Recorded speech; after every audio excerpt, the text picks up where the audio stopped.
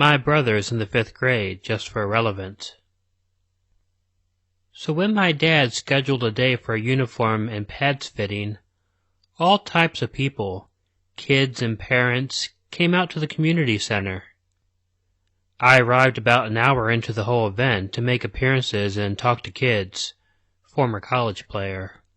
As I sat through the next few hours, I noticed a grown man who looked like he was in his 20s, and he kept walking around the community center, real suspiciously. He was walking around in some navy blue drug dealer jumpsuit pants, a plain white t-shirt with a bag of chips and Arizona tea.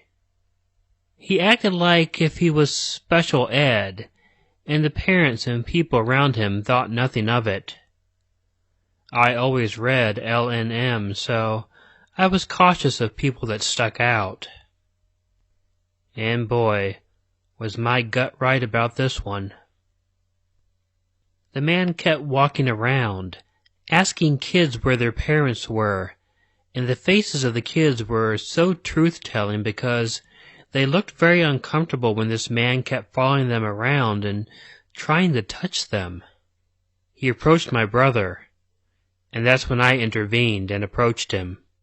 I asked him what his business was being here at the community center, and he said something about his little brother being fitted. He looked incoherent, and I was afraid that he was mentally handicapped, so I tried not to come off as an asshole. I told him to not talk to my brother or the other little kids because they were uncomfortable with a grown man following them around. He replied with some gibberish, and it looked like he understood what I was telling him. Well, at the end of the day, as we were all leaving, he somehow strayed a kid away from the group of kids playing outside and took him into a car in the back of the parking lot. Thankfully, the parents saw the end of this and began to scream their baby son's name, and the man threw the kid out of his car and drove away as fast as he could. The kid was crying hard, with his pants halfway down his legs, but nothing had happened yet. It was not a good situation. I took my brother home and explained to him that people are in this world that will hurt you. And I said to always look out for creepy or uncomfortable people, just to be safe.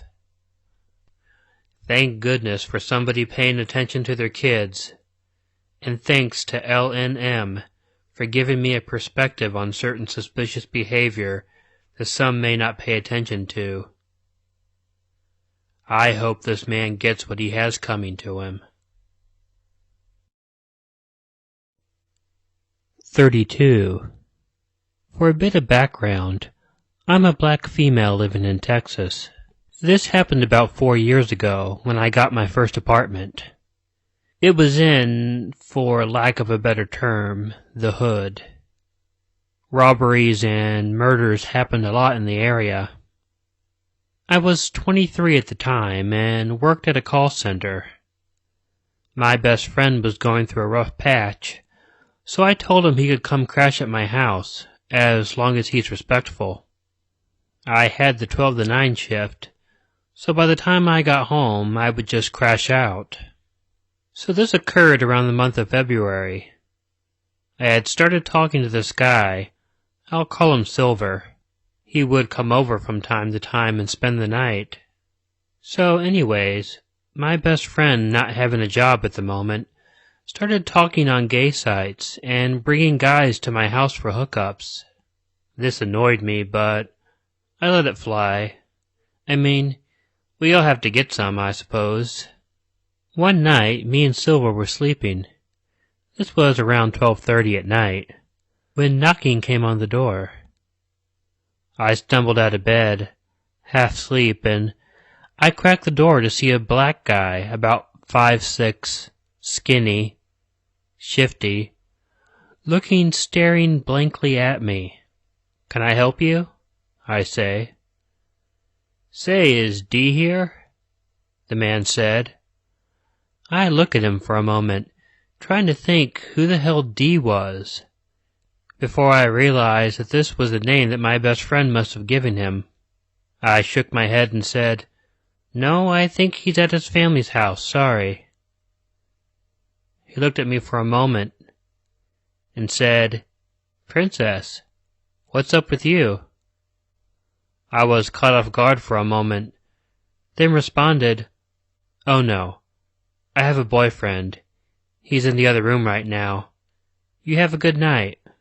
I closed the door and chuckled it off, but I made a mental note that I would speak to my best friend about the visitor.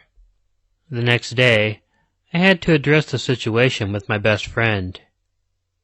And he looked at me and told me he had met that guy when he was walking around the apartments.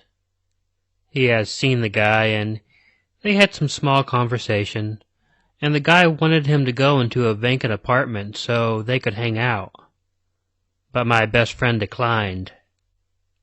The guy was really persistent on getting him into the vacant apartment until my best friend turned and walked away quickly. He must have not noticed the guy watch him go up to my apartment. When he would see the guy, he would try to avoid him after that. I had informed him that this guy came to my house, knocking on the door, and asked for him. He said, "Well, just tell him I don't stay here anymore." I was extremely annoyed. Some time had passed, and I had forgotten all about the guy until, you guessed it, 12 p.m.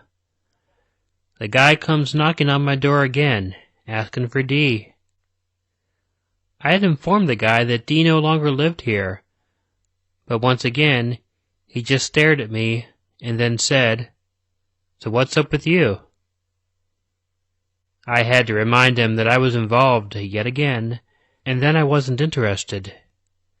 To that, he would just walk away.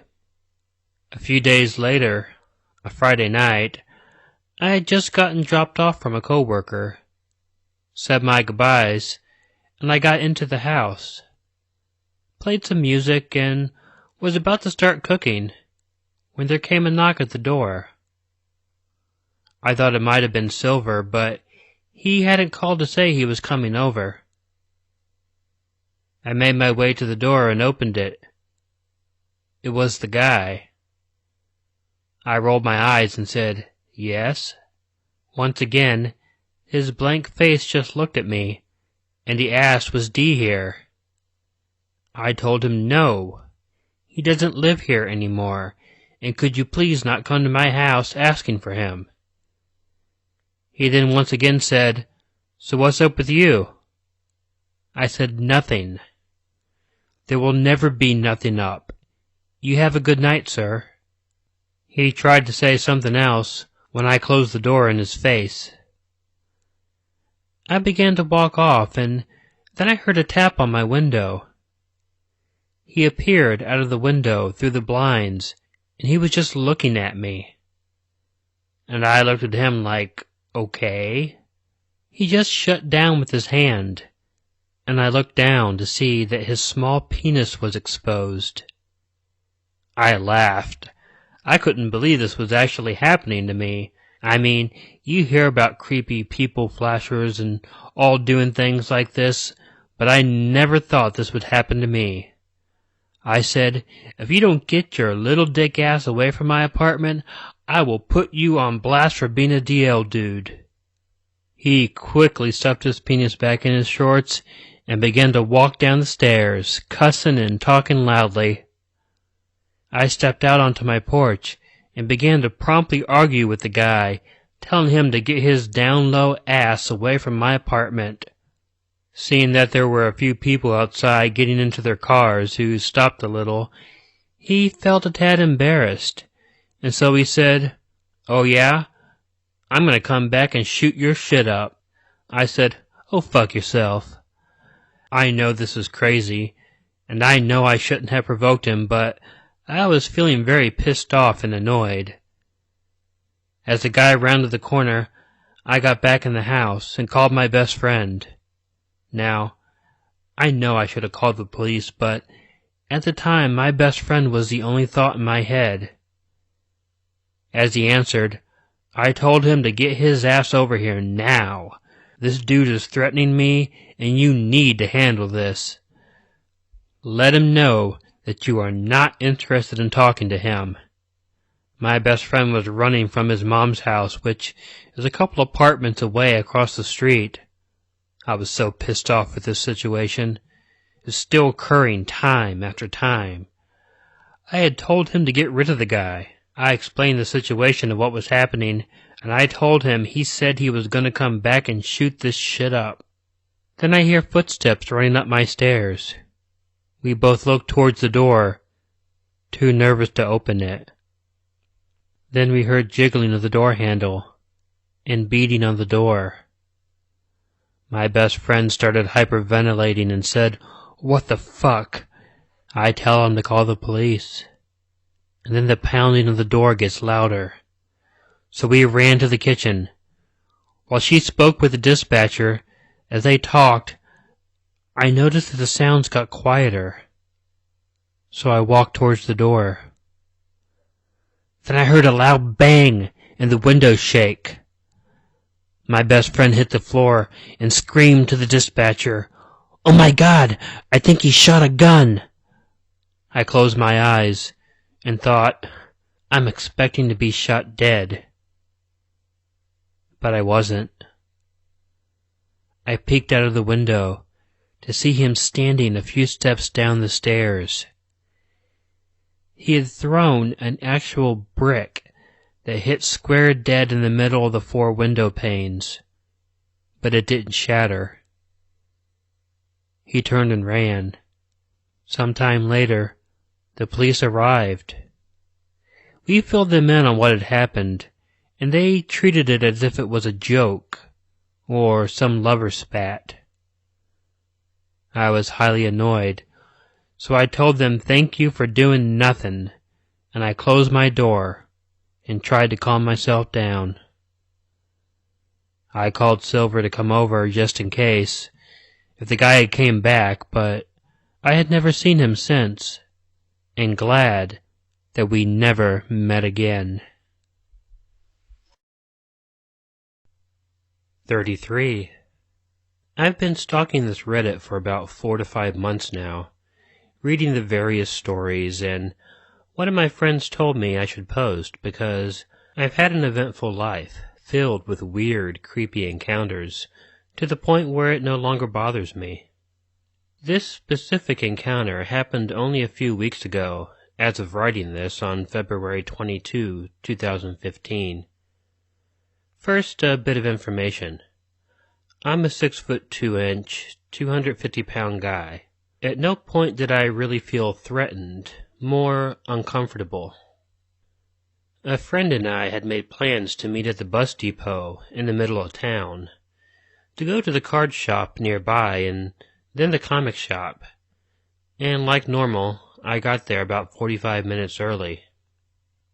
After about 10 minutes of waiting, a man walked up to me and asked if the next bus would be here soon, and I said yes. And I continued looking at my phone, texting friends. The man incoherently babbled on for a while, and I just nodded and answered his random yes-no questions. After 10 or so minutes, I decided I have had enough of this man and walked around the corner to have a smoke and call my girlfriend so I can at least have an illusion of being busy. However, she doesn't answer.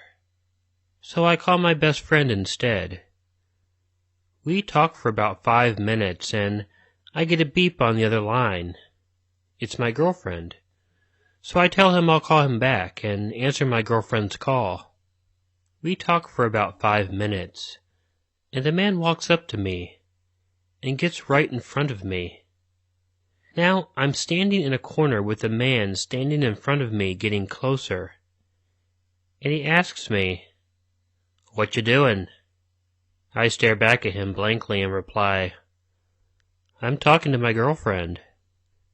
To which he smirks and holds out his hand with the wad of cash, and looks at me in the eye, and asks me, "So, how legal are you?" I started to move to the right and did so with a brisk pace, and he stood there and said something while I walked off to another secluded section to hide from this creep who was trying to proposition me. So creepy dude, let's not meet again. 34.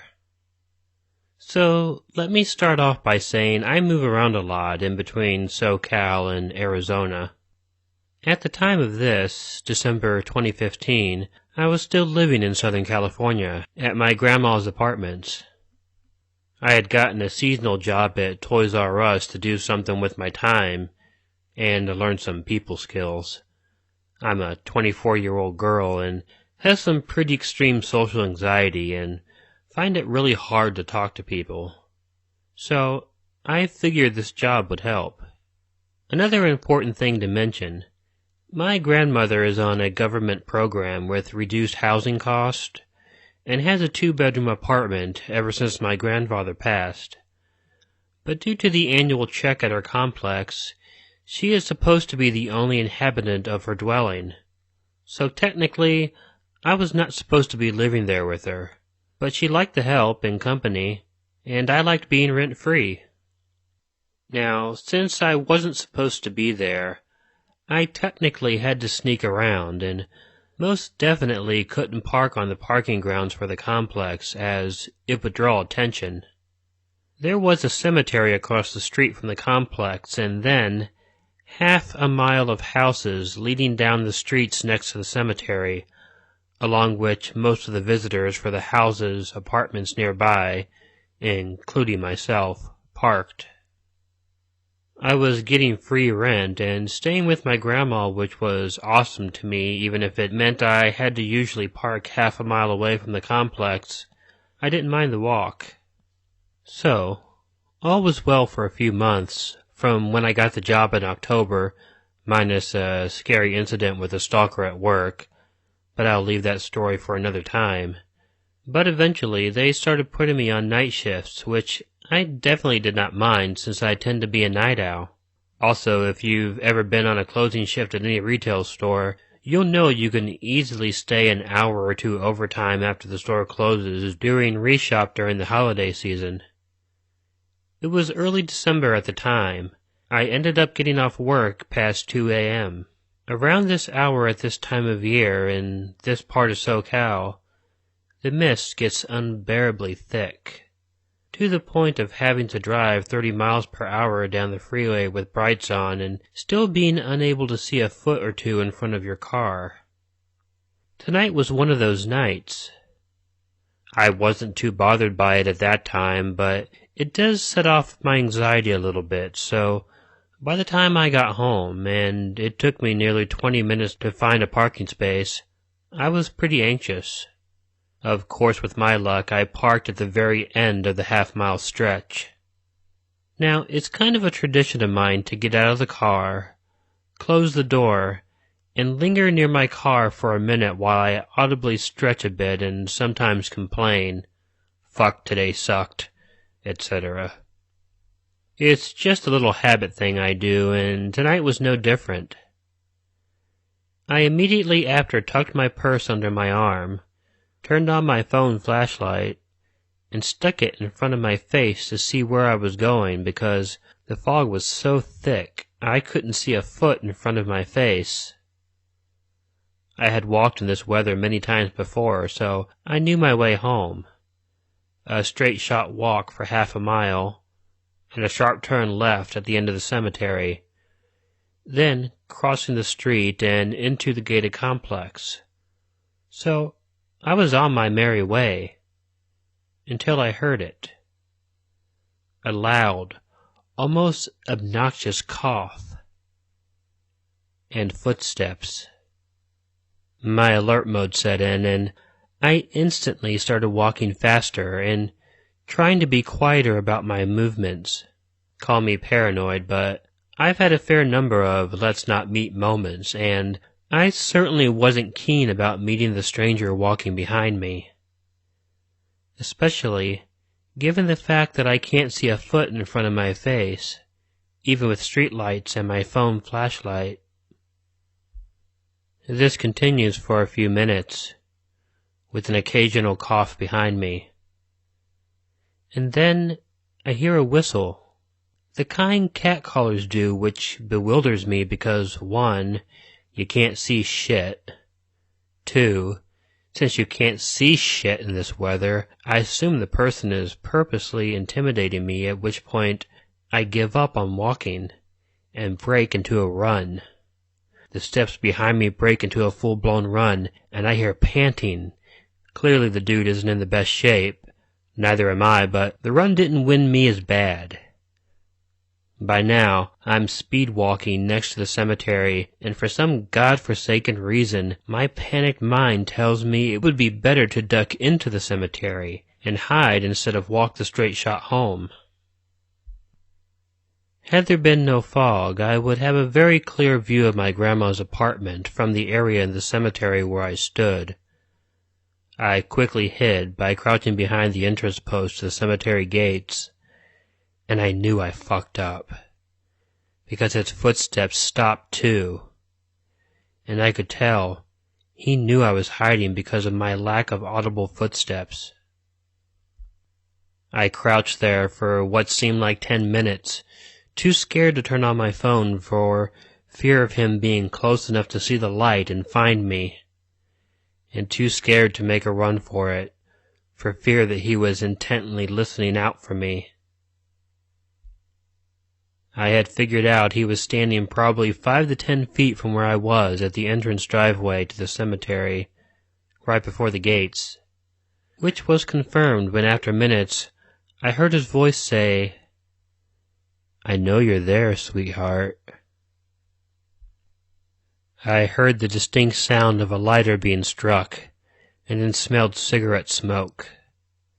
Figured the dude was focused on his cigarette, and I made a run for it, across the cemetery, somehow not tripping over any graves, all while intently trying to listen behind me. The cemetery's main entrance has wrought iron fencing, but the back and right end is wooden, and serves as a separator between the cemetery and the backyard of various houses. And the other side, which is in front of my grandmother's apartment, is chain link. There is no other entrance or exit to the cemetery, but I know the chain link fence doesn't go all the way to the ground, so I laid on my stomach, pushed the fence out and up, wriggled across, and ran directly across the street to my grandma's house, pounding on her door until she opened. I don't know how this dude found me. He must have been standing around nearby as I parked and heard me complain to myself loudly when I got out of my car. But either way, that was one of the most terrifying experiences I've ever had. So, creepy stalker guy in South San Diego who likes to come out of the mist and terrify women at 3 a.m., let's never meet again.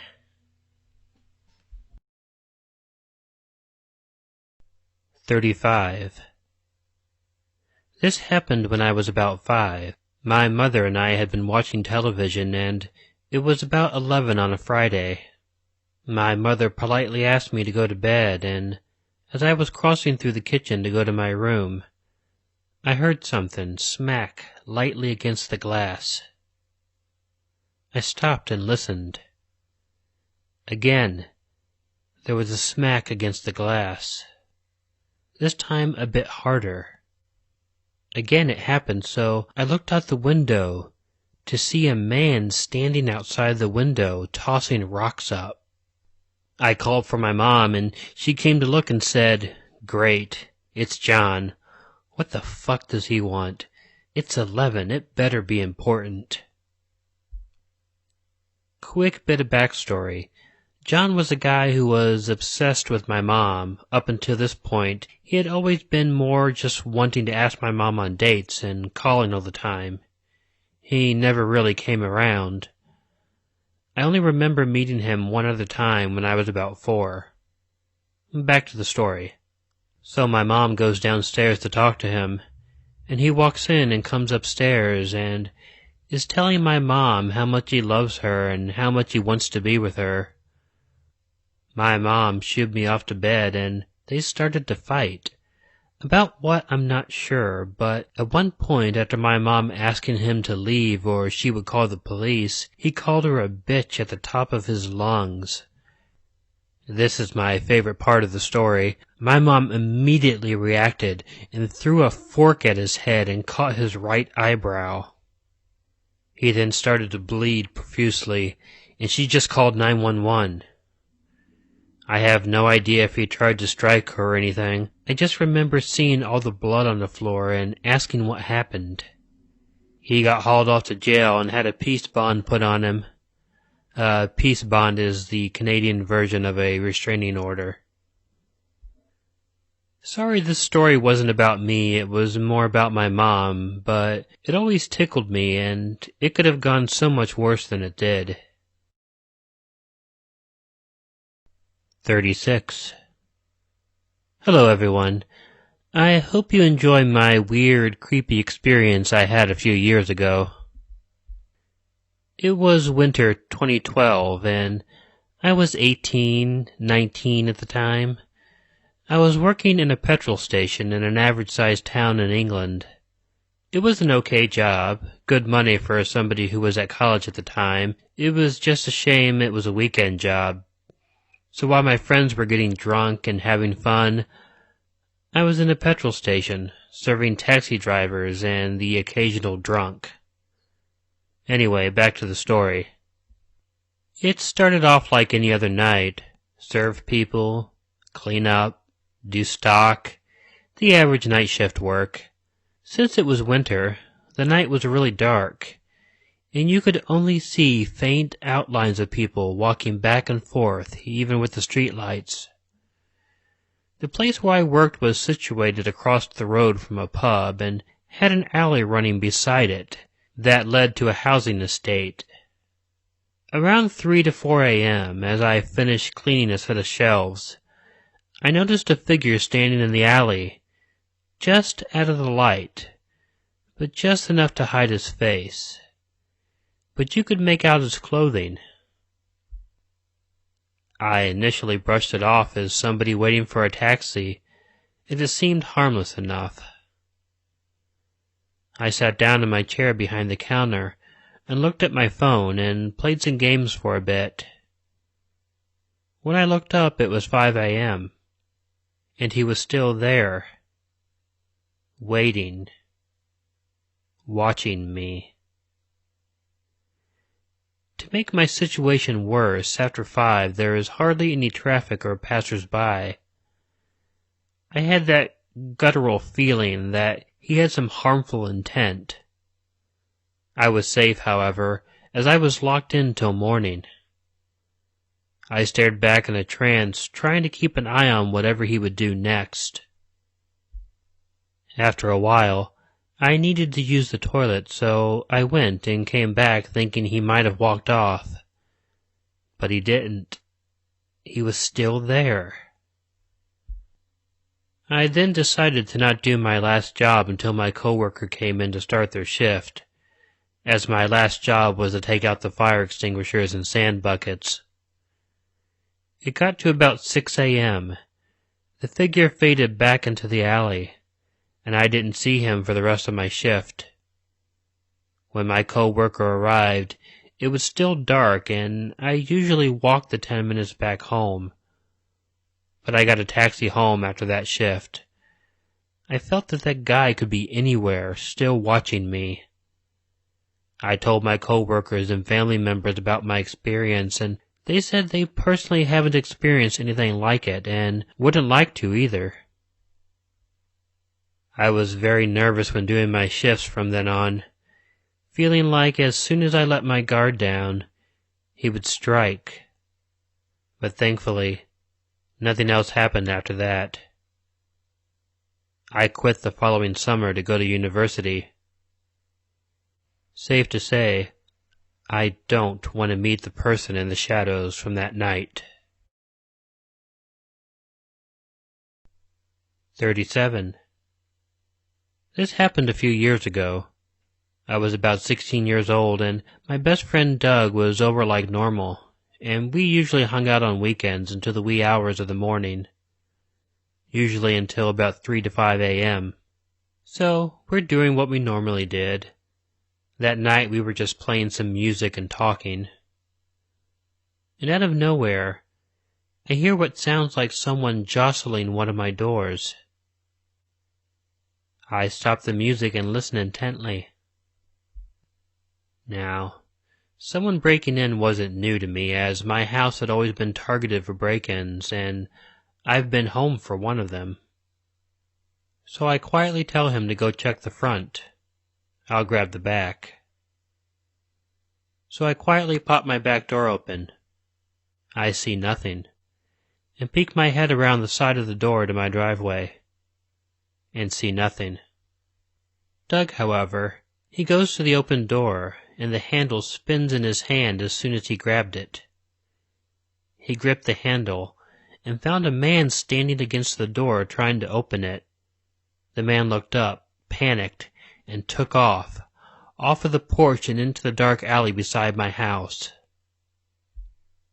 He came back and let me know what the man looked like, and I recognized the description.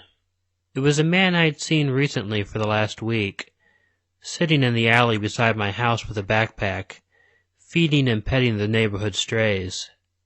I thought nothing of it, until I realized I had lived here for a few months, and I'm just now seeing this man, and I knew all of my neighbors. It also validated all the times I felt like I had been being watched while outside in my neighborhood late at night, or coming home from my friend's house. I don't know how long this man had been watching me or my house. I only happened to notice him the week before this happened. I'd see him every day about 8 p.m., sitting outside, and he would be there for hours, staring at my house, and I would occasionally catch him looking at me. Doug stayed for a few hours more. This had happened at about 1:30 in the morning. He left around 3:30, 4 o'clock. When he left, he thought he had seen the man in the alley beside my house again. So when he left, he did what he normally did, and took the alley across from my house. And just past where the light reached, it became pitch black. He sat in the seat of the forklift, hidden within the darkness, and seen the man approach my house again. The man stepped onto the porch on the side of the house and opened the screen door. The porch on the side of the house actually went straight into my room, and I actually heard the door open, and it got me out of bed. He popped out of the shadows and yelled, "Hey, fucker! What do you think you're doing?" And again took off into the dark alley beside my house. I came out and seen Doug leaving towards the shadows again, yelled goodbye, and called him in the morning to find out what had happened. He told me about the man coming back and whatnot, and after that night, he never showed his face near my house again. Well, he did one other night. We happened to be outside that night, though, talking, and I happened to be brandishing a baseball bat. Never seen the man again. I moved a couple months after. So, creepy stalker dude, let's not meet again. 38. I've never shared this before because, really, where do you talk about something like this? Well, that and the fact that I had just been really hesitant to talk about it and make it real again, after working so hard to make it a faint memory, like a faded dream after you wake up. Do you know how some dreams leave that impression that doesn't fade? Even when actual memories do. Things like what you did 3 Easters ago, or who came to your 10th birthday party. Real memories just seem to drift to the waste bin, while some bit of a dream where you were running away from your father and your legs turned into big orange flashlights stays at the front of your mind. Yeah, I know it sounds stupid, but it was a real, recurring dream. Too dumb to make up, it's true. I would be running, knowing that he was chasing me to kill me, and my legs would turn into these stupid, cheap orange flashlights that we used to own when I was a kid. Of course, with flashlight legs, I could hardly run. I had no knees to bend, and I would just start clomping along while he got closer and closer. Thankfully, I always woke up right before he got to me. But that crap still sits in the front of my ready recall, while something nice, like what I got for Christmas when I was 13, is lost to me. That was a dream anyway. But there is this real memory that I wish would drift off. I really will it to, but it won't. Maybe it's because no one else knows it, and it doesn't want to die. Maybe if I share it, give it another home, it will leave me and let me forget it.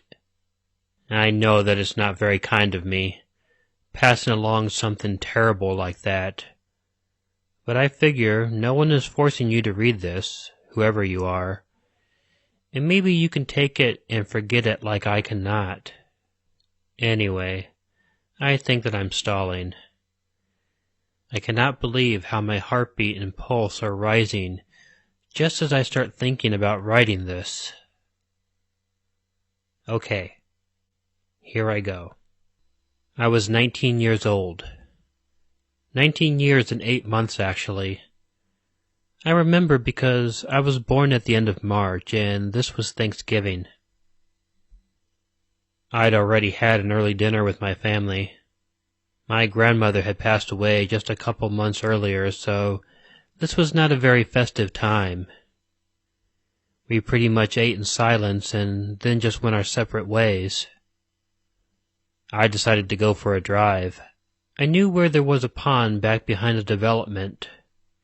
It was in a nice grassy valley just past some woods and about a half an hour drive away, so I figured I'd head there, just stare at the water and smoke a cigar. Yeah, I know, just what every 19-year-old does with his evening. I was a dumb teen. I smoked cigars because no one else my age did it. Stupid. Anyway, I drove back to the end of the houses, to the end of the court, which ended at some trees, and beyond which I knew there was a fairly worn footpath, down a hill into the pond. I parked and started walking, biting the end off of my Bance's cigar and lighting it up.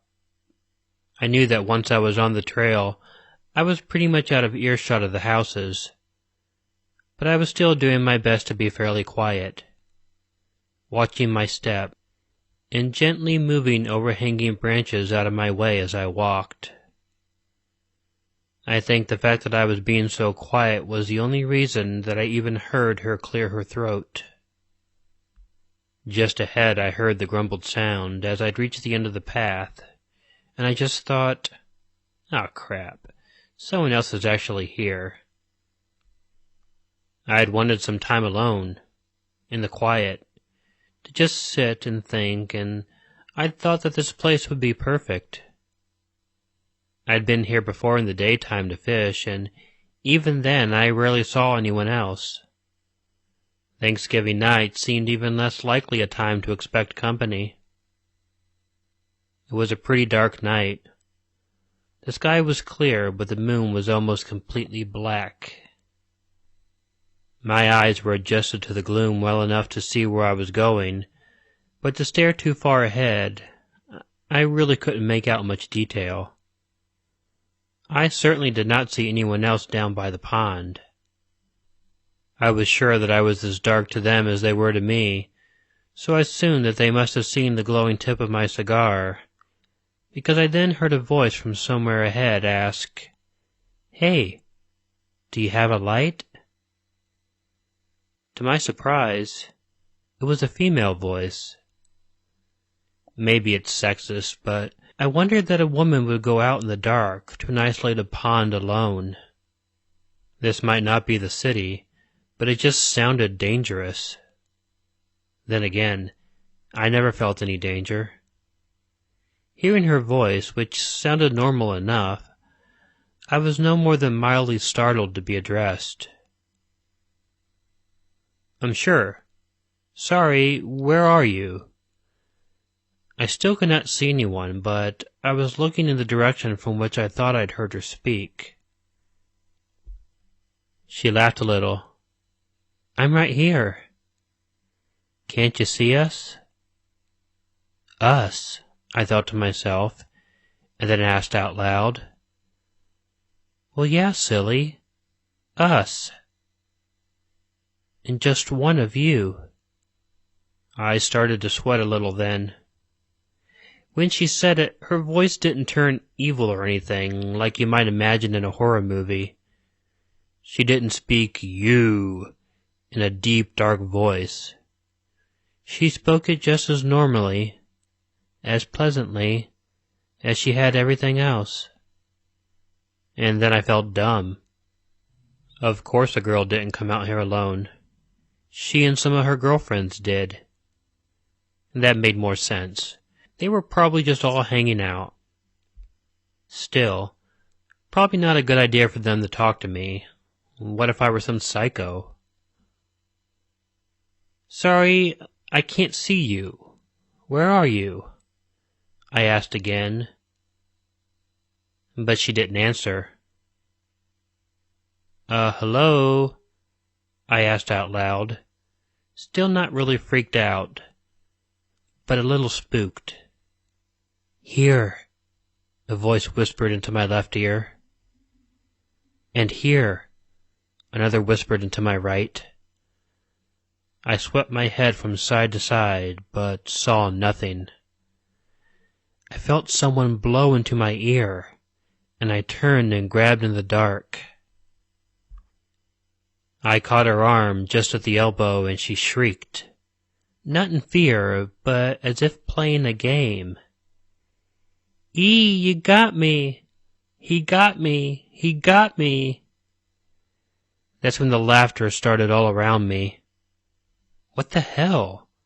I couldn't tell how many voices there were, but it sounded like they all were female, except for one.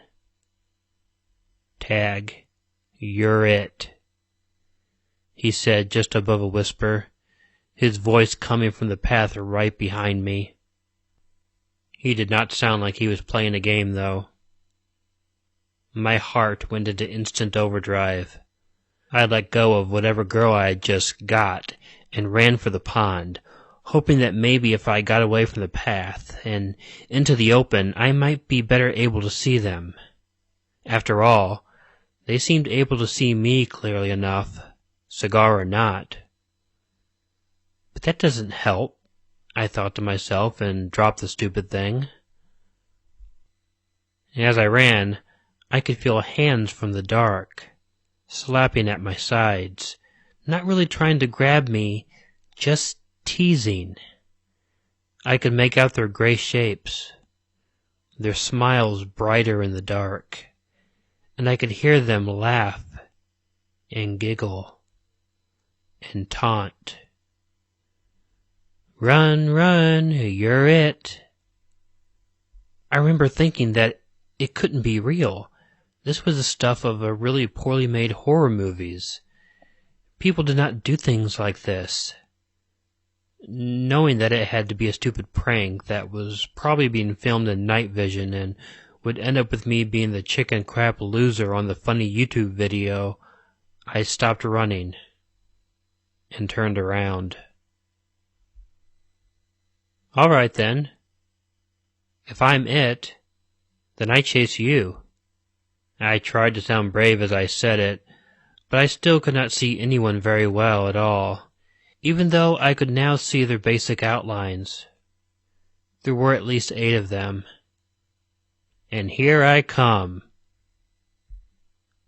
I started striding right towards the biggest looking one, the one I assumed was the man I had heard behind me at the exit of the trail. He would see that I wasn't just some stupid victim.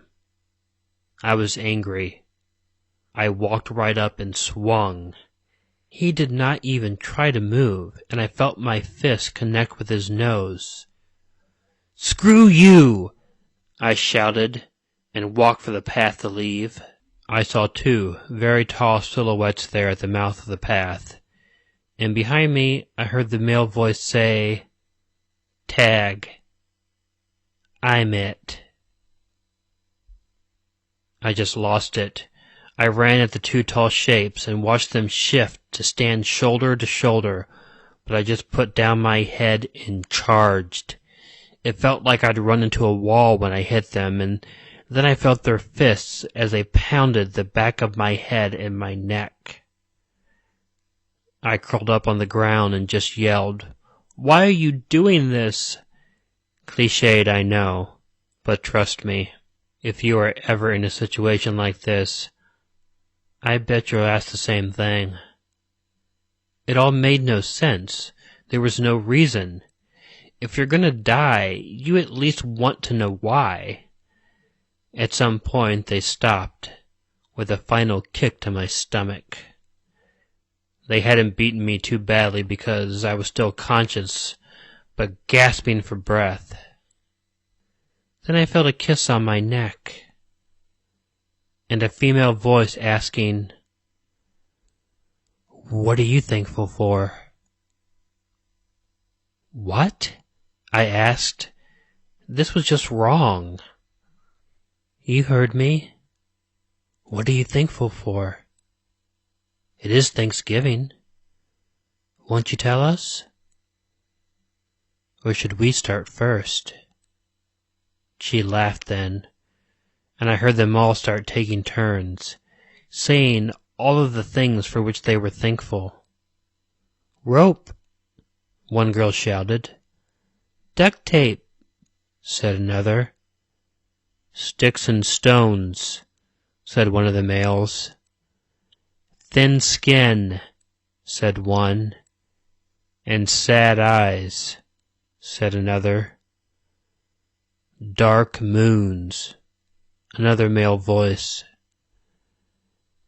"Dark bruises," spoken almost seductively. "Pumpkin pie," shouted one of the women, and they all laughed at that. Then right in my ear, the female who had kissed my neck whispered, "Victims." I knew that they were going to kill me then. The way that she said it took away any doubt. They wouldn't just beat me and leave. I still didn't know why or what I had done to provoke all of this. I felt her place a knife against my throat then, and she said, "Stand up, pretty please." I was sure that this was the same woman who had asked for a light. I stood up. "Do you still want a light?" I asked. She then laughed so hard that I could feel the knife in her hand shaking against my neck as she shook with laughter. Funny, but she did have a pretty laugh. "Sure, honey. Give me a light." I reached into my pocket and, before I could let myself reason through things, pulled my hand out with my pocket knife, flicked the thumb tab, and stabbed to the right into what I assumed was her stomach. She was so stunned that she dropped the knife at my neck. How easily could she have just slit my throat then? I ran, slashing the air in front of me with a small knife in my hand, directly at the mouth of the path. I could see it, lighter than the trees on either side. It was not currently blocked by the two men. They must have assumed that they had had me already. I felt a hand grab my arm, and I slashed it twice until it let go. Things happened so fast, but it felt like slow motion. I ran up the path, tripping but not falling, and made it to my car. I jumped in and started it, headlights lighting up the path in front of me. No one followed. I drove home, cursing and screaming the whole way, filled with adrenaline. I did not go to the police. I have not told anyone. And I still don't really know why. Maybe because I stabbed someone. Actually, stabbed someone. I can still recall how that feels. And it is sickening. I threw my knife away. It was a present from my brother, but I just could not look at it. I think that is the worst part. That I stabbed someone.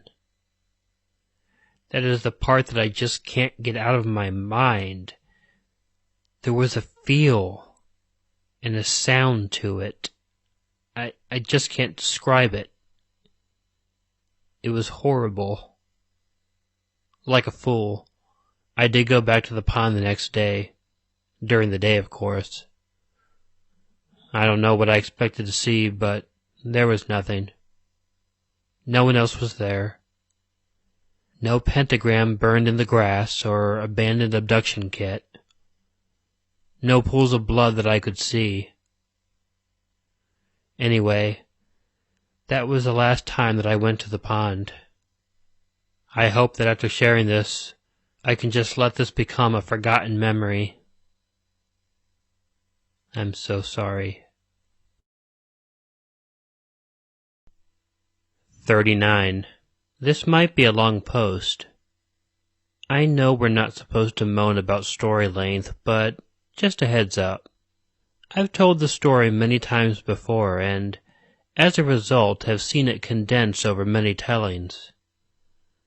I'll try and return it to the full length as best as I can.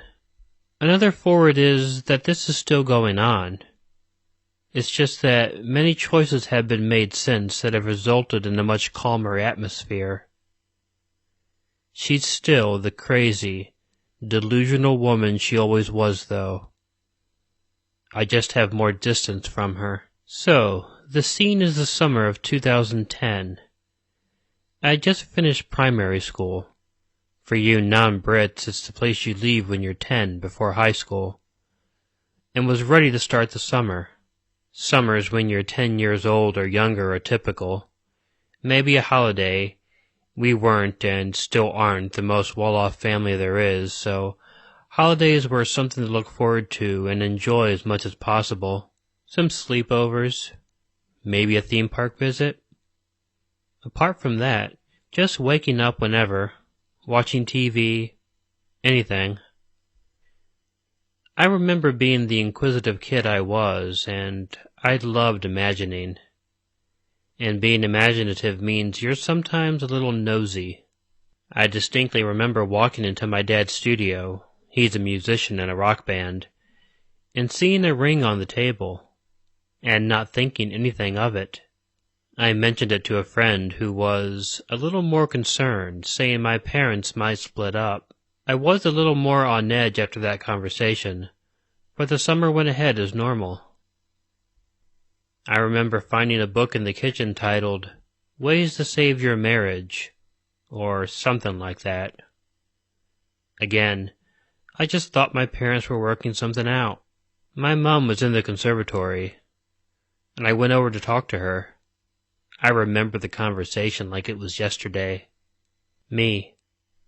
Are you and Dad splitting up? Mom. Yes. It's simple, I know. But above all, I remember the environment. I was looking out the window into our back garden, near the hut we kept the guinea pigs in. I remember turning to face my mom when she said yes, and just having this look of utter shock on my face. Being the overly dramatic 10-year-old I was, I threatened to run away into the valley, which is a huge forest landscape behind our house, and stuff like that. I got some paper and pretended to write a book about how sad I was. I loved attention, but was heartbroken at the same time. Not a good mix. The worst part was that I was starting high school in around a few weeks' time. You might think, that's okay. You'd have friends to help you get through it. Nope. I was moving to a new high school, with only 2 people from my primary school going with me. 2 girls who never really spoke with me or had any friendship. I felt utterly alone. High school started September 2010. My dad had already moved out and gone to live in a flat somewhere miles away.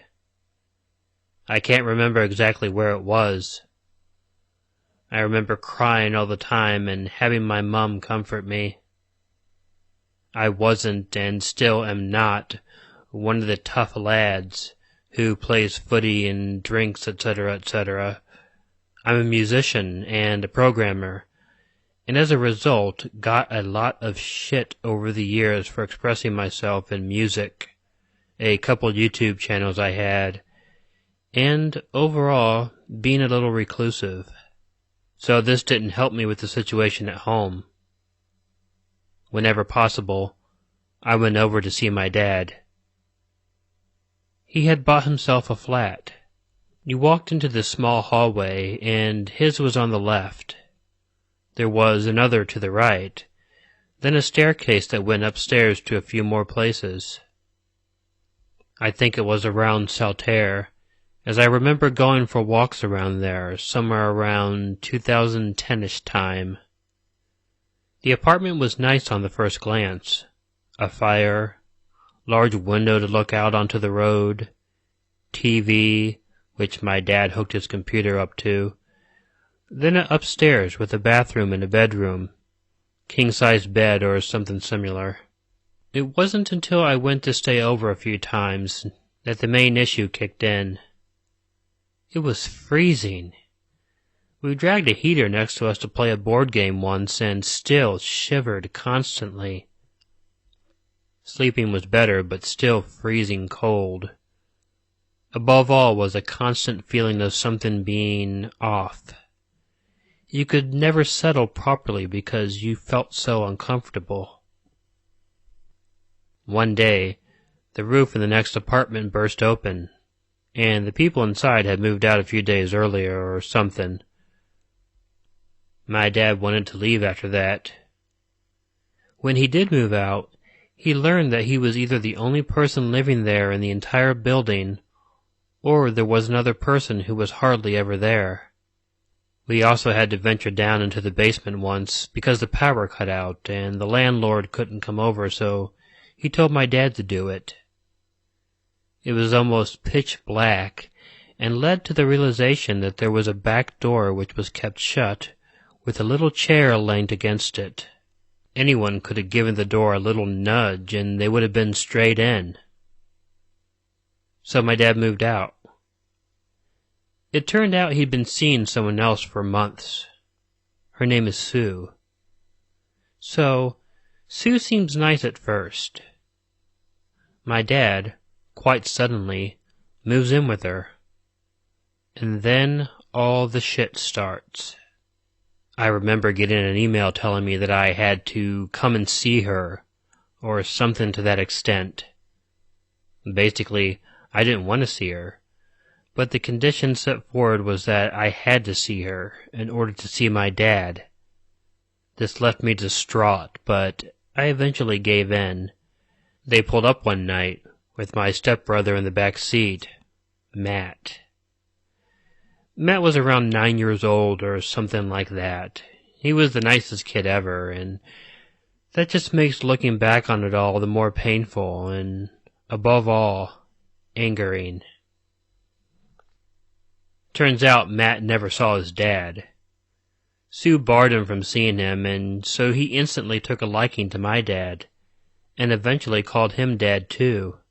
Their house was small, and a spare room had been thrown around into a small room for me. For months, I'd see my dad for a few hours, usually stay the night, then go back the next day. I was fine with this. Seeing my dad made up for the fact that Sue was there too. But something about Sue was off.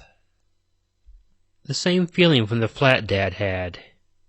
She was nice, but in a somewhat sinister way. She'd randomly offer to make me some food gone 10 o'clock at night. I'd start playing some music and she'd run in and turn the volume up and start jumping around all hyper. She'd sit with bottles of wine and just drink for hours, sometimes days, on end. She'd go without sleep. She'd sleep without waking up. She was absolutely the most insane woman I'd ever met. I thought she was tolerable until one night. My dad had gone with his band to play a gig somewhere. I was alone with Matt, Sue, and Sue's friend Faye. Sue had the hilarious idea to watch a horror film. Now, I love horror films, but seeing her suddenly jump up and declare we were watching one was weird and, quite frankly, jarring. I suggested Saul just to shut her up, but she said, and this was funny at the time, "If you want to watch a baby film, that's fine by me," or something similar. We laughed for a bit, but then Sue sent Matt upstairs to go to bed. He was too young for something like Saw. Faye was really nice, and I'd made some trading cards for some monsters I'd made up or something on some website. I was going through them, sometimes printing them off and making little games with them. She would usually join in, or at least be interested. Faye seemed almost totally on my side. What I mean by that is, whenever Sue kicked off, Faye would usually defend me in some way. This was no exception. Sue randomly comes in and dumps a huge box of pictures from when her son, Anthony, was in the army. She also goes through some pictures of another son of hers, Ross, and Matt too. This went on for a bit, but then, and this was one of the many jarring things about her, she randomly stood up and exclaimed, "Right! Film in 10 minutes!" and turned the TV on. I went to a random number generator to see what Saw film. It said 4. These details are precise because I wrote down what happened that night in case I had to provide it as evidence.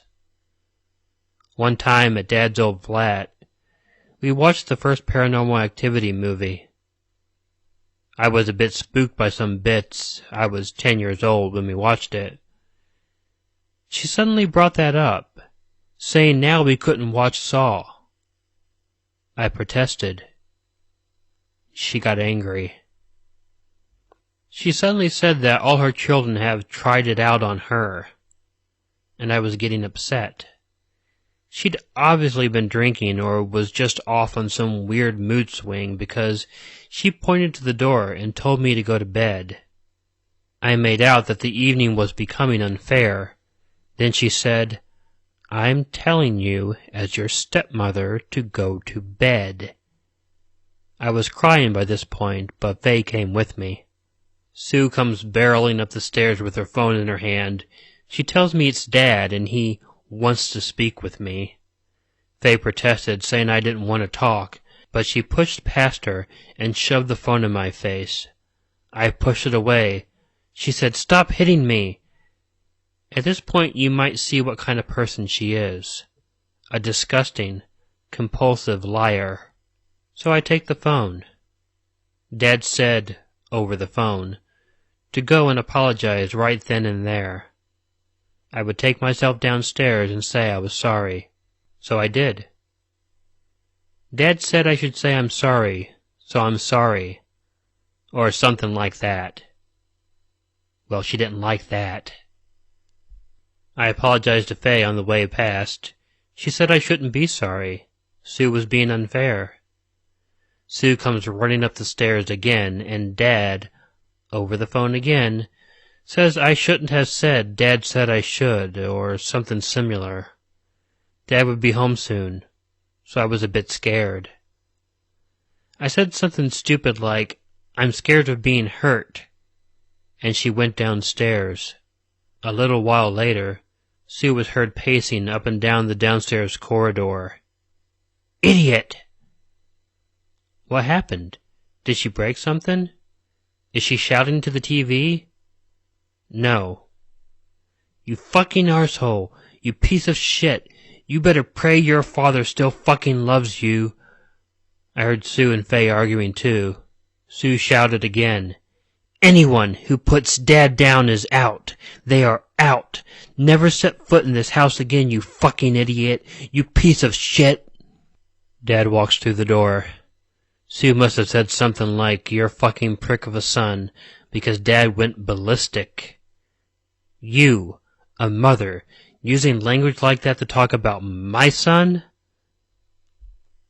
At this point, my dad was the best person in the world to me. He comes upstairs, turns the lights on, and tells me, in an unexpectedly calm tone, to pack your bags. I shoved everything into whatever cases I brought and made my way downstairs. As I was walking towards the door, Sue was leaning in the doorway, shouting, "Well done, me. You got what you wanted. Well done. I hope you're fucking happy." And Dad pushed her back, shouting, back off, to her. He told me to sit in the car. Sue slammed the door, and Dad got into the car. We drove for ages. Dad kept stopping the car because Sue kept calling him. He had to get out, answer it, get back in, and then carry on driving. The initial plan was to take me back home, but after it became evident it would be a ridiculously long trip back home, what with the calls and such, Dad made the somewhat crazy move to go back there. We both went back. It was like 3 to 4 a.m., so I went to sleep pretty quickly.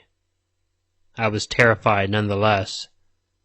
In the morning I left, with Dad, and got home safely. When I told my mom about what happened, it turns out Dad only knew half the story concerning the events leading up to the outburst. My dad says he's never forgotten that, and would never forgive her for it. So my dad initially, or at least I believe, met Sue at his old workplace. Together they didn't really like their boss, and being the controlling person she is, convinced my dad to start a business with her. Dad was, or at least I think he was, happy enough at his job to get by. He got paid enough and was valued there. So I believe when she started chipping away at him, he gave in and quit the job with her. So they did. It was composed of fragments of my own and Matt's name, of course. It won't contain Matt because that's not his real name. But at the time, I felt really special and honored to have my name being used in a business. The company was an IT communications type thing, i.e., phone systems, company phones, and the like. It started off okay, I guess. I'm still to this day a bit in the dark about how the company really operated. They seemed to have piles and piles of phone boxes and phone systems in their office, which was a room with just a few desks. And every time I went over, they just seemed to grow and never really go down in number. If anything, they moved them around rooms in the house just to fit more in. And you're probably wondering what happened after she went ballistic. Well, of course, it remained in my mind, but wasn't something that was going to stop me from seeing my dad. I started taking more of a liking to Matt because now I knew what he had to deal with on a daily basis. And oh boy, she didn't like that. We used to go to this dodgy public swimming pool place. Now, Matt was terrified of going completely underwater. Kid, fear of drowning, they go quite well together. He's been to plenty of water parks and decided that the water is a bit of a scary place. I also had that same problem, but realized it's usually the people and not the water itself that's a bit scary. Being lost in a crowded swimming pool would just be a really bad situation for me. But, as like a 10-year-old kid, Matt would stand, petrified at the entrance to a water slide, and I tried my best to coax him onto them, but ultimately had to allow his decision to bail out. Now, being an only child, it kinda sunk my heart a bit to see him bail out, when I wanted someone to share my love of high-speed rides like roller coasters, water slides, etc. with, but had to come to terms with the fact that just wasn't gonna happen. However, we both loved boss battles and games, so pretended that whilst he laid on one of those huge pool float things, like a massive disc, I would jump out of the water and shake the float to try to knock him off. Now, of course, I didn't purposely try and fucking drown the poor thing, but shook it enough to make him laugh and clutch on to stay on top of it and just generally have a good time. Yes, he would sometimes fall in and splutter a bit, but it was always an overreaction, as I always had him securely and quickly plucked him out and back onto safety. Where was Sue, you ask? Sat drunk on the side. Just spaced out on the makeshift beach they had. Dad stayed with her, so she didn't fall in, I guess. So it was me, and a 10-year-old kid who couldn't really swim. You can see where this is going. He falls off the float and I don't see. So I see my dad, who's frantically pointing at something.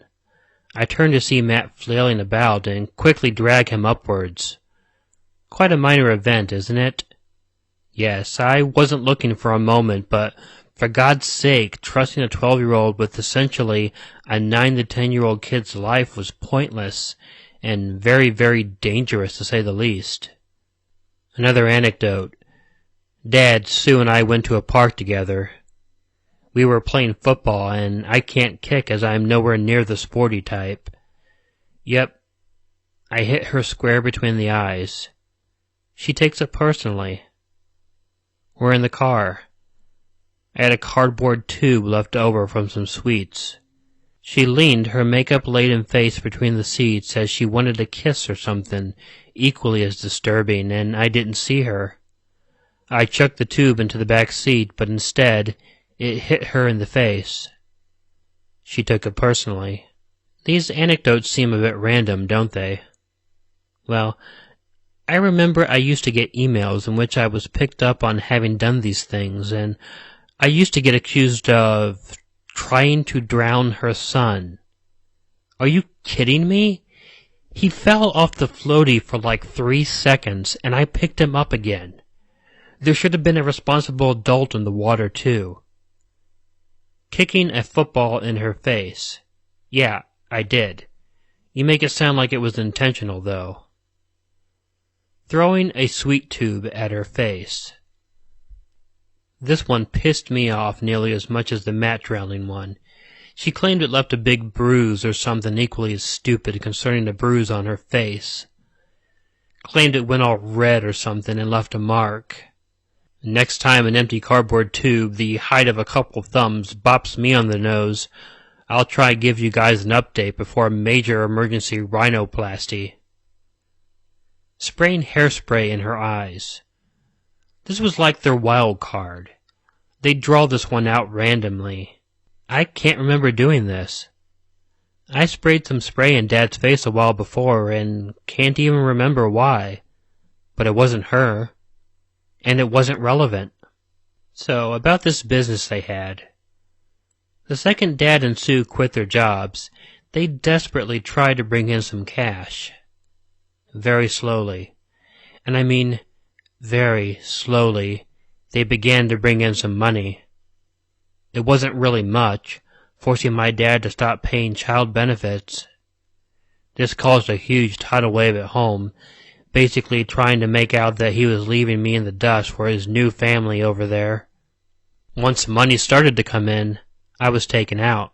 We'd go to theme parks, water parks, mostly around Blackpool, but we did go to Lightwater Valley and Ripon a few times. And it was all a huge cover-up for how much of a time bomb Sue was. She'd still have little episodes, but nowhere near as bad as the aforementioned outburst. Dad would give me something like 10 pounds and let me loose in a game shop for a bit along with Matt. We're both Nintendo people, so we just got Pokemon, Mario, Zelda stuff, and played co-op wherever we could. Basically, Matt and I were together as one against Sue. I felt like a brother to him, and he looked up to me as one.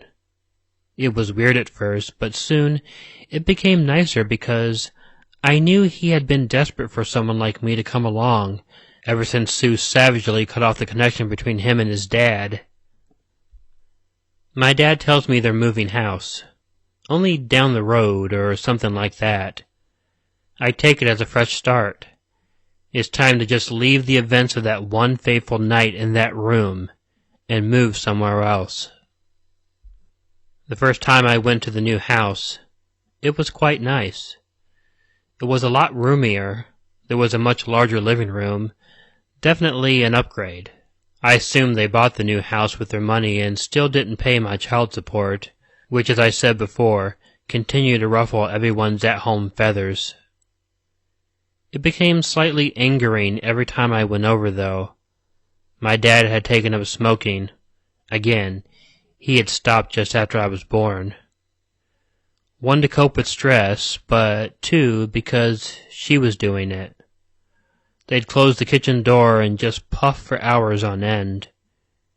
You'd walk in to get a drink, and just this cloud of smoke would billow out. Now, I don't really do great with smoke. It makes my lungs hurt and shit. It's probably a placebo, but still caused me discomfort. I'd cover my nose and mouth with my jumper if he started smoking in the car, which he did eventually, and the like. Sometimes this annoyed Dad, but I did it for my own good. It wasn't my fault he was giving himself cancer. I regularly argued about trying to get him to stop, but just gave up in the end. They made up a spare room for me, again, but this time Ross was around a lot more and practically moved in.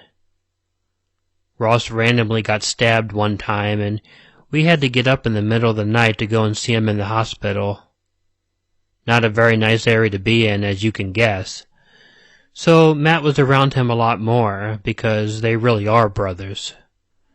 But Matt still loved to take advantage of the fact I write stories, and wanted me to do these interactive stories like those fighting fantasy books people used to buy.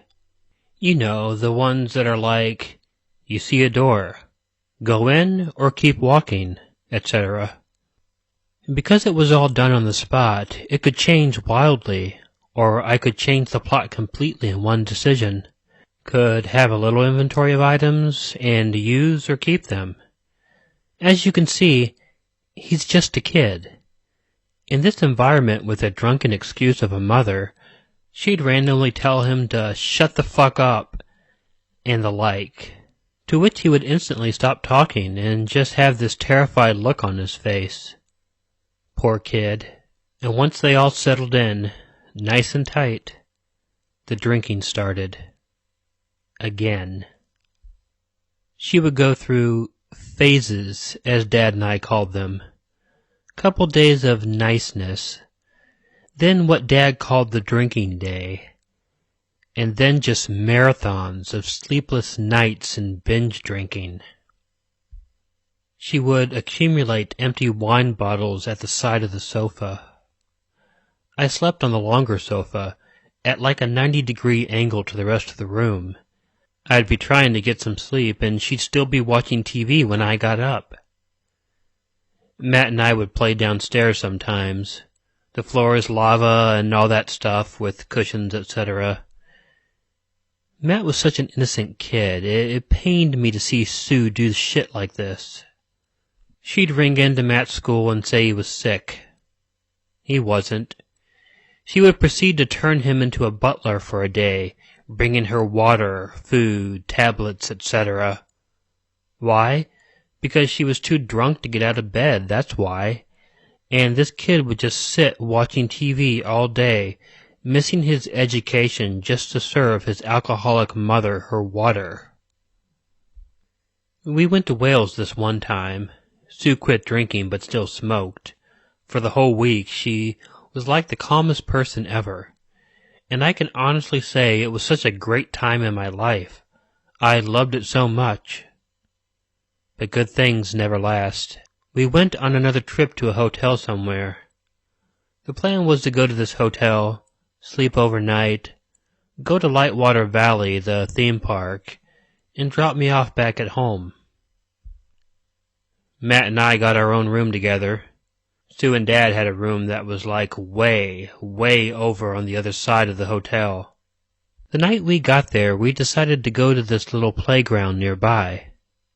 We get there, Sue's been drinking, and there's a few people on the playground. It's like 8 at night. There's a small group of girls on this bowl swing thing, just talking and minding their own business. Sue drunkenly walks over and starts yelling, "Come on, girlies! Off the swing! Come on! Get off!" over and over. These girls get really creeped out and leave. I seem to remember one of them crying. She then reveals, as though we were just going to clap her and give her a medal, that she cleared the swing for Matt and I. We get on, and she starts frantically getting all giddy and pushing the swing with Matt and I in it. She starts properly pushing it. We're going really high. Matt started getting scared, if I remember correctly, and then I say something like, "What are you doing? You bipolar or something?" She runs off crying. So, yeah, I guess. Dad pulls me to one side and says she got diagnosed bipolar a few days earlier, but that I should go apologize. To her. For getting pissed and scaring some people off a playground to erratically push Matt and I to dangerous heights on a swing. So I go over to this little obstacle course thing further down the playground where she's seated, and I start doing the sorry shit, until she shuts up whining how she wants us to have a good time and all that. I didn't believe her for a second. She wanted to have a good time with us all, and that was her entire best interests. We go to Lightwater Valley. I seem to remember she got pissed, but I was having too much fun to care about what she was doing. I got home, and that was it, really. Oh, wait. The event I shall now describe is known as the comment. Basically, all of Sue's kids grow up, realize she's a mess, and cut off all contact with her. She has like 3 or 4 kids, Ross and Matt being the only 2 she ever really speaks with. So one of her kids, in this case we will refer to her as Anna, had a child. It was a really nice thing, but Anna didn't want to speak to Sue, and as a result never saw her. Sue says to Dad, "Oh, Anna's had a baby," or something, to which my dad says something like, "Great, another person I'll never get to see." Zing. She did not fucking like that. Wow, she did not like that. If steam could come out of her ears, she'd be a freight train. She must have decided at this point her and Dad were over, and began to make his life hell. Dad would be on the phone to a customer. She'd walk in and throw something at him and be like, "You wanker," and then walk off. It must have been pretty embarrassing. She was usually too drunk to get out of bed and run her own business. Dad was literally running a business solo. He had a few people helping, but the point was it was her company, and Dad's too, of course. They got 2 dogs. Meant to get 1, but there were only 2 left, so Sue guilt-tripped Dad into getting them both. Named them Beth and China. Matt loved them to bits. Their old dog, Lucy, had died before they moved from the old house. Poor thing. So, the comment. Well, Sue began saying some pretty bad stuff. She would have put on Facebook that Dad hit her, abused her in general, and awful stuff like that. She claimed Dad put porn on her son's computer. She rang her parents and told them Dad was hitting and abusing her. She started to cut herself for attention. She would cut herself until she had to be taken to hospital. usually overdosing too, just for Dad to drive all the way to the hospital and take her back home. One night, Dad was driving her home and she was splayed across the back seat on the phone to her parents, slurring her words as she'd been drinking. I am sat with that man that hits me. Dad just kept driving, but she just kept going.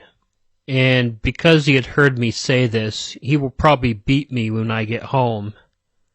Now I got it. She was trying to get my dad in prison or something similar, so he was out of her life, and she could rope in another poor man to become Matt's next dad. Literally, all of her kids had different last names. How did I not see this coming? I remember they had rows after rows. Dad would wake up. He has sleep apnea and so needs all the sleep he can get and requires the use of a machine. And she would not leave him alone for the whole day, arguing, drinking, whilst he ran her business for her. She laid off the other people working for her, so it was quite literally becoming Dad's solo mobile phone company.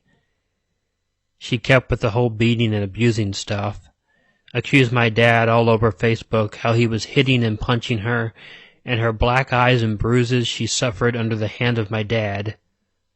One night, it came to a point. She stood near the bed and drunkenly slurred out, "Go on! I know you want to. Go on then. Hit me." She gestured for Dad to hit her. Dad obviously did not. Instead, grabbing a suitcase and beginning to pack his sleeping machine, some clothes, and his phone as well as some more things. Whilst she drunkenly stammered around in the background, she grabs his sleep machine, opens the window, and launches it outside.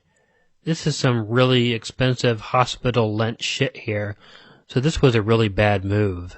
Matt is standing in the doorway, rubbing his eyes with sleep. Why, you might ask? Because Sue's ordered a taxi. She doesn't know where she's going.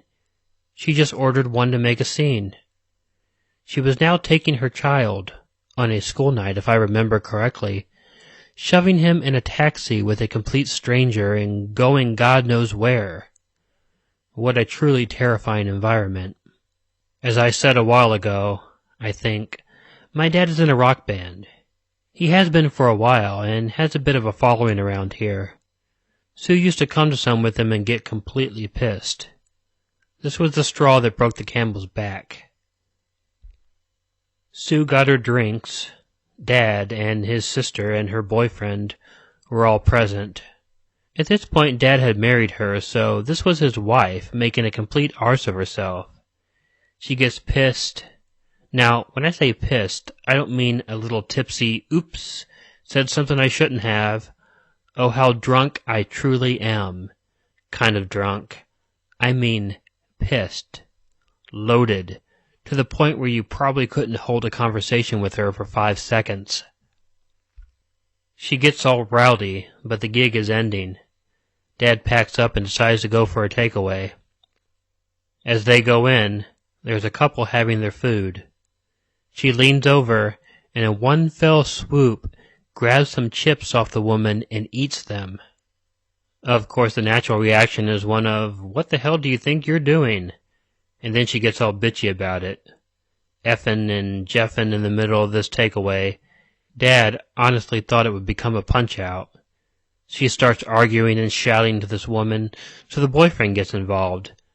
The whole, "who the hell do you think you are" kind of thing. My dad sees there is now potential for danger and so tries to break it up, literally getting in front of the guy, about 20 years younger than him but still quite big, and trying to back him off and defuse the situation. As she got in the car, Dad proceeded to absolutely tear a strip off of her on the way back. She tried to reverse it and pin it on Dad, but he was having none of it. This was it. It had gone on far enough. He quite literally says, "Fuck this," drops her off at home, then goes to his best friend's house. Greg is a good friend of my dad's, and then my dad's other friend, Eddie, is the drummer in Dad's band, and he has a van. The fucking heist begins. This was one of the best stories I'd ever been told before. They rock up at night. Sue's passed out drunk upstairs. They open the van, all three of them, and sidle into the house as quietly as possible, trying desperately to pluck out anything of value, namely my dad's guitars, speakers, racks of CDs, and some clothes. He couldn't find many clothes, and he wondered why. Then he looked out the back window.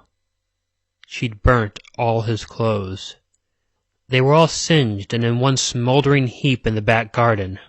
Dad knew he had to go ASAP because this woman was life-threatening. He gets everything he can, including the machine that luckily landed on the grass and suffered a few scratches when he picked it up a few nights before. This was scary at this point. This woman could probably kill. He walked into the kitchen to see the dogs. They hadn't been let out in days. There was shit all over the floor and their bowls were empty. Sue later pinned one of the dogs, Beth, to him and said, "You're taking one. She's laid on the sofa next to me as I write this. Happiest dog I've ever seen. Her sister China, I worry for. Poor thing." He packed it all into the van and got away ASAP. He drove all the way to one of his band members' house and crashed there for a few nights. Then went to his parents' house, miles away, and set up camp in the spare room. He lived there for a while because he'd left with absolutely nothing. This woman took him in and spat him out. She was a reckless, abusive, alcoholic sociopath. Dad stayed at his parents' house for a while. The next time I saw him was to help him move out. His sister had a flat which she had recently moved out of. Being the angel she is, she lent it to my dad so we could get his life back together. It was like the flat again, just me and Dad and Beth. No sociopaths, no violence, no fear, just a nice, comfortable father-to-son relationship. I'd go over and we'd order pizza and watch a good horror movie, not Saw. But she just couldn't let it go. Phone calls, over and over again. Leaving the phone alone usually resulted in about 20 or more missed calls. If Dad answered, it would be about him being a wanker or something. Nothing important. Dad got a call from her one day asking, no, pleading for him to redo the website for her dramatically failing company. Being a software developer myself, I decided to throw myself into a bit of PHP and learn it more. I would use the larger TV screen to do graphic design for the website, logos, banners, ads, etc. Dad would sort it all out and design the website with it. It was quality time spent together, fixing problems that had come up together and rejoicing when we fixed something. And Sue even said we'd get paid. So we finish it. Dad has a few chats with her. So, we finished the website. How much do you owe us then? Or words to that effect. What money? Or something equally as agitating. That scheming woman got us to devote almost a working week to making a nicely functional and appearing website to get told no payment would be given. That's just one story. Dad would get calls in like 2, 3 in the morning.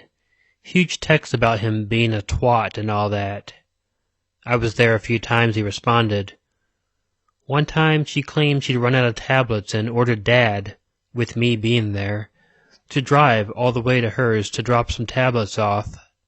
So recently, she bought some laptops off the internet. They were very cheap, but very high-quality laptops. Dodgy. Dad said they looked too good to be true, basically, and was wary about the whole thing. Recently, the cops busted the guy selling the laptops. He was ordering them into the company he worked at, some big music company, saying they were for staff. Now Dad wanted nothing to do with her. She had eroded Dad's credit card with a gambling addiction, run the business into huge debts, we're talking like $40,000 here, and now this. She faced a huge fine. She tries to pin it on Dad, labels it as fraud, actually rings my dad's workplace, and this happens. Put me through to Dad. Who is this? Lady on reception. It's his wife. He's wanted for fraud. So she puts the call through to Dad, but says beforehand she was getting a call from his wife. My dad said to just get rid of her. Hang up. Anything. Eventually, he gave in and accepted the call. She tries to warn Dad that she can take him to court and ruin him financially. Dad says he told her from the start of this dodgy deal it was bad and didn't feel right. She rings Dad's boss. Can't remember how she managed, but she did. Must have asked to get put through to his boss. My dad had run to see his boss beforehand. He knew she was a bit of a nutcase already, but Dad explained the situation and said she was just trying it with everyone. The call comes through. Hello? No. I'm not No. Do you want to buy something? Do you want... No. I don't care. I'm not interested. Do you want to buy something? Yes or no? Then hung up on her, I guess. It was a funny shutdown, but how she tracked my dad's workplace down, she didn't know where we worked or lived, I don't know. She is clever with her malice. She is still going on today. My dad met someone new who was genuinely nice and a breath of fresh air. Beth is as happy as ever. I don't know about Matt. He must be about 13 now, probably 14, in November of this year. But what happened to everyone. She occasionally tries to call Dad, but he installed a blocker app. His partner just sits in shock, listening to the voicemail she keeps leaving. I was young at the time, like 10 years old, and I was scared. Don't sit in silence if this is beginning to happen to you. Tell your school. Tell your parents. Tell your grandparents. Tell a friend. Tell the internet. There are communities dedicated to helping people who are in the situation I was in, out. There are some evil people out there, and abusive, alcoholic, pathologically lying, bipolar sociopaths are some of them, her included. She was a disgusting person who represented everything I disliked. In a way, this was good, as getting rid of her, so to speak, was like shaking a raggy demon from your leg. And the whole thing taught me not to trust everyone. I'm not saying become socially reclusive, I'm saying be careful. Sue was nice at first, but couldn't keep it up for long. Look at people you have your suspicions about, not as enemies, but people to take with a pinch of salt. I feel like if I had punched her, I would carry a completely different burden to the one I do now. A much worse one. Thank you all for reading and commenting. To answer a few questions, my mom was very much involved. It's just like a separate story, like a side story, if you will. She fought for me constantly and wanted what was best. Yes, my dad made mistakes, but he was depressed, diagnosed, and anything to make him get up in the morning was a huge plus. Sue became the plus out of desperation. Dad once said he married her just because it would magically solve all the problems they were having. Of course it didn't.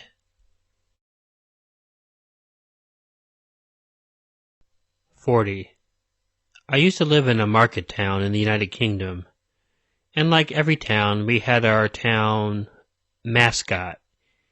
You know, that one person everybody knows about. That crazy lady that does loads of meth, or the creepy drunk that shouts at strangers. Yes, that type of mascot. The guy everyone knew was in my place was called Johann, sometimes referred to as Johann the Guitar Man by the locals.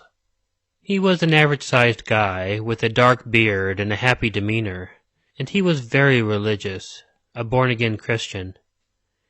He would often be found on the street corners, talking in tongues while strumming his guitar. He could also be spotted singing one of his songs while giving his posters, every word of which was in a rainbow font, to passers-by, or waving at schoolchildren. That, and he'd have maracas he would just shake at random intervals. I guess you could say he was some sort of pseudo-street preacher. To most, he was harmless, though there was a lot of stories floating around about Johann, and at school there would be frequent stranger danger warnings about him. One such story was that he was in a car crash and he had severe brain damage. Another was that he was initially going to study science at the University of Cambridge, but had a religious experience and gave it all up. By far, the worst rumor we heard was that he'd raped some young girl, but was so overwhelmed with guilt by the act that he lost his mind and decided to convert. There were also weird things that Johann actually did do. It was his birthday sometime in July, and he's given out invitations in the street to a party he was going to have. I'm afraid I didn't go myself, though I'm curious if people actually did. His apartment, a place above a shop, adorned with the words "Jesus loves you" painted across the outside wall, was tiny, and he invited a lot of people. The overall local attitude towards Johann was that even though he was nuts, he was more or less harmless. Over the years, I collected numerous amounts of his posters, and he'd pop in occasionally to where I worked, a local shop, and we'd chat. I even got one of his CDs off him. I probably still have it somewhere. Even teachers I knew would put up his posters in their classrooms. I vividly remember my English teacher displaying rainbow-colored, size 36 words stating, "You are all wonderfully loved," obviously gifted from Johann. Anyway, back to me. I had many experiences with Johann over the years, and most of them were pleasant. Generally just saying, "Hi, Johann," as I passed on my way to work and school and whatnot. To be honest, I did get funny vibes off him, but I decided to just ignore them. He actually lived on the same street as me, so we were neighbors, and I was eventually used to his constant appearances. One particular day, however, he greeted me by name. I had never told him my name. "Good morning, my dear sister, Hiragi Ghost." I wasn't all surprised by this. He knew the names of a few of my friends, so perhaps they had told him my name at some point. I greeted him in return, and told him I was doing fine. I didn't want to talk for too long, as I had to get to my friend's house, so I tried to keep it short.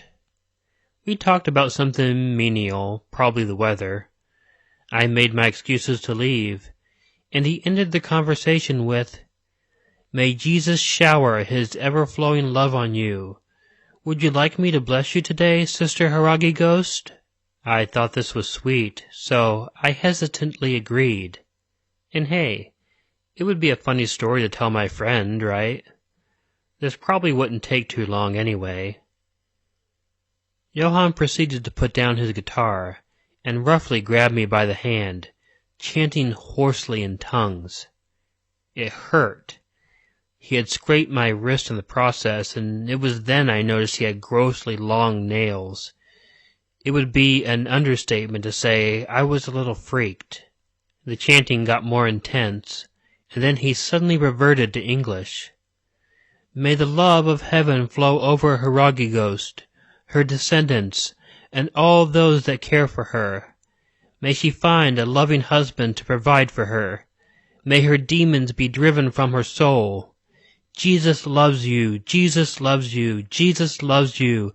Bless her, bless her, bless her, bless her, bless her."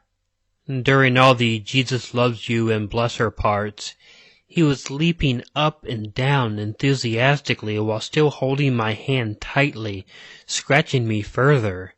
He was excited, laughing maniacally. He then ended the blessing, if you could call it that, with some vicious, high-pitched mouth trumpeting like he was impersonating a kazoo. If it wasn't totally terrifying, I would have laughed. He eventually let go of my hand. I shakily thanked him and walked away as quickly as possible. Of course, after all that, I made my way to my friend's place, and we just laughed about it, although I showed her my hand, wrist, and she was just as freaked out as I was.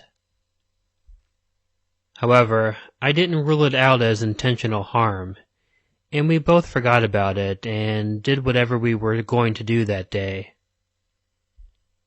Eventually, I left town and went to university, forgetting all about Johann. But then, through a pal on Facebook, a link to the local news was posted. Johann had been arrested, and was to face trials for stalking and sending threatening messages to a girl around my age. It appeared he was angry at the girl for not responding to his advances after he wanted to be more than just friends with her.